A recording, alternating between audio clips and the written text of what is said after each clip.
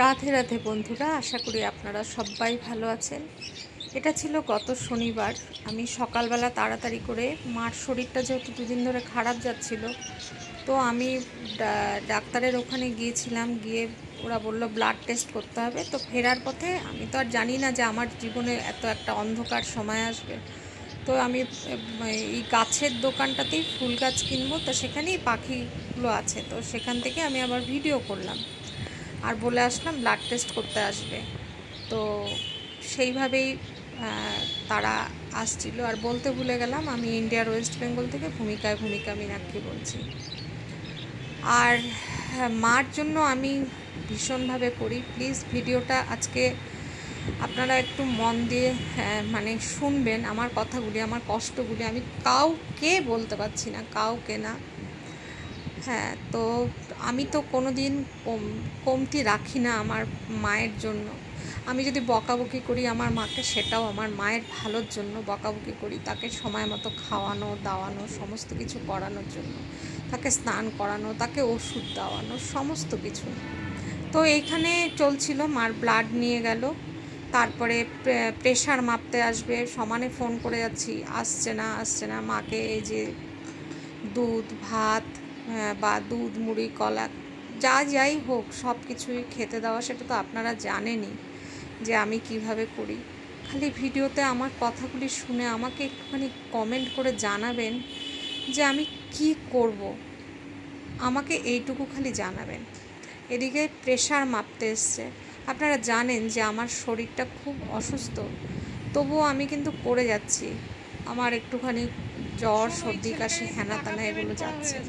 সত্যি আর সবার যখন ভিডিও দেখি যে পারিবারিক অশান্তি, তখন আমার যেমন খুব খারাপ লাগে। আমার জীবনেও সেম পারিবারিক অশান্তি। কোনো দিনই যেন আমি কোনো দিকেই শান্তি পাচ্ছি না।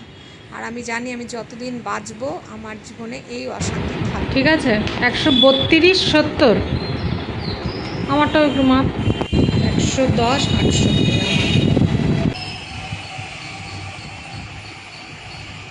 আমি মানসিকভাবে খুব অসুস্থ, তাই জন্য ভিডিও দিতে পারছি না। ঠিকই ছিলাম, মাকে নিয়ে খুব টেনশানে ছিলাম। খুব সম্ভব শনিবার দিন মার টেস্ট, ব্লাড টেস্ট হয়েছে, রিপোর্ট সব ঠিকই এসছে। শনিবার প্রেশার চেক হয়েছে, রিপোর্ট ঠিক এসছে, বরং আমারই প্রেশার লো। আমি ভিডিও দিতে পারছি না, কারণ শনিবার রাত্রি 2:03 থেকে আমার সাথে মেন্টালি, এর আগেও আপনাদের কাছে বলেছি যে টর্চার করছে। রাত্রি 2:03 আমি নার্ভের ওষুধ খেয়ে শুই, সেই অত্যাচার শুরু হয়েছে আবার। তো যার জন্য আমি করতে পারছি না, কিছু করতে পারছি না। রান্না বান্না খাওয়া দাওয়া সব আমার বন্ধ হয়ে গেছে।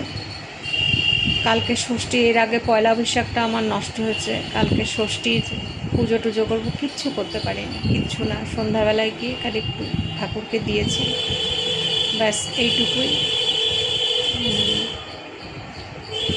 কি বলবো আমি বলার কোনো ভাষাও আমার কাছে আর নেই। আমি বলতেও পারছি না, কারণ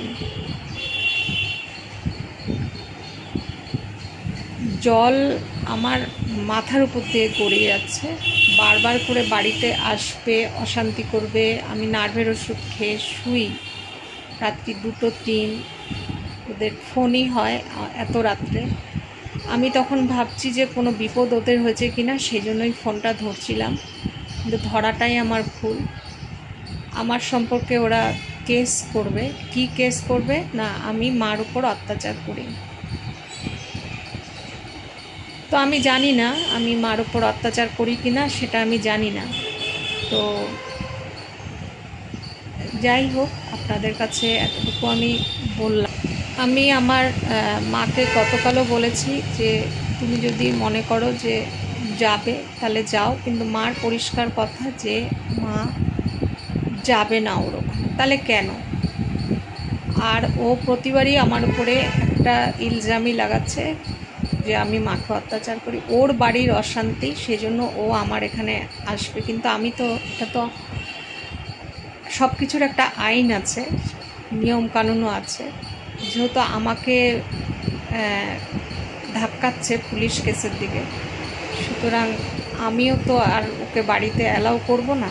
কারণ মা আগে যদিও বা আমি বলতে পারতাম আমি মার কাছে থাকি, কিন্তু বর্তমানে মা আমার কাছে থাকে, তাই তো।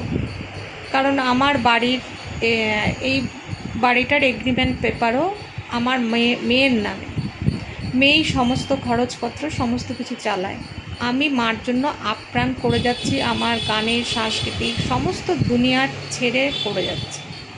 মানে এগুলো কথা বলতে না খুব খারাপ লাগে, কিন্তু আমার মনে হয় আমি যতদিন বাঁচব ততদিন আমার জীবনের এই অশান্তিটা কিছুতেই যাবে না।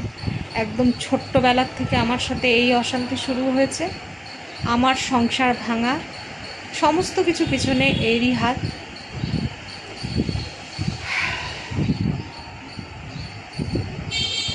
আর আজও তাই।